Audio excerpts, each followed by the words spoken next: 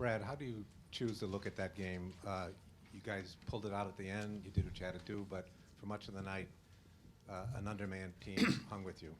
They played really well. They played really hard.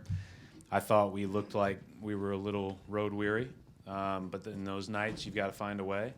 And when we went up 14, we let our foot off the gas both times, and they did a great job of putting their foot on the gas and coming back and getting back into it. But I thought I was actually pretty pleased because I knew it was going to be really hard just because of the circumstances of everything, and so getting back and getting a game under our belt, now getting 48 more hours should feel pretty good to us.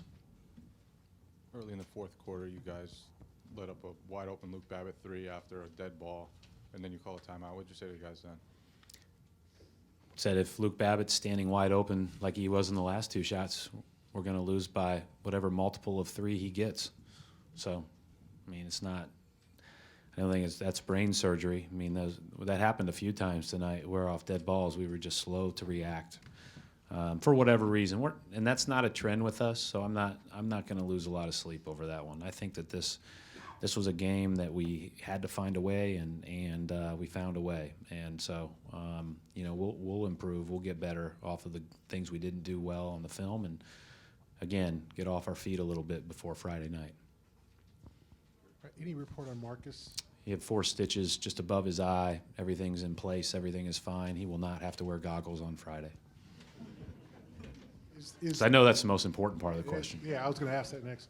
Is the key now just making it to the finish line healthy?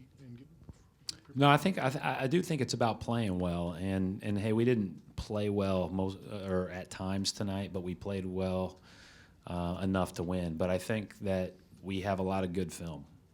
And so now it's about really breaking that down and getting to the point where we're executing a little bit better and doing those things a little bit better. They do make it hard with how they play.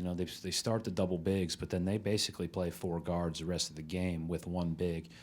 And they stretched us out. Those guys were making shots. Those guys were making long contested shots. And then, when you give Babbitt a couple of open ones on top of that, that gets you. But, again, we executed late, and guys found a way. So we'll move on from it, but we'll get better from it.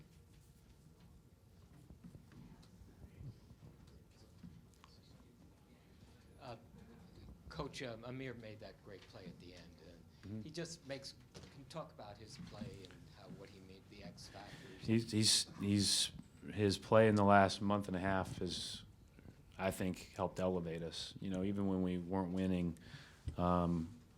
in that stretch after Jay got hurt, you could start to see Amir really go to a different level. And when he did, that we felt like as everybody gets back to being healthy and being available, that that's just another really good thing for us. And he's had his moments all through the season prior to that, but it's really been the last month and a half. I think he's been really, really good.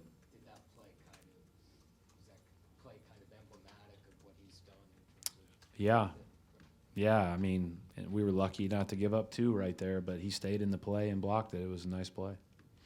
Coach, we talk a lot about what Avery Bradley brings to the floor defensively, but could you speak to what he gives you at the other end of the floor, particularly down the stretch in close games? He's hit a lot of big shots for you guys this year.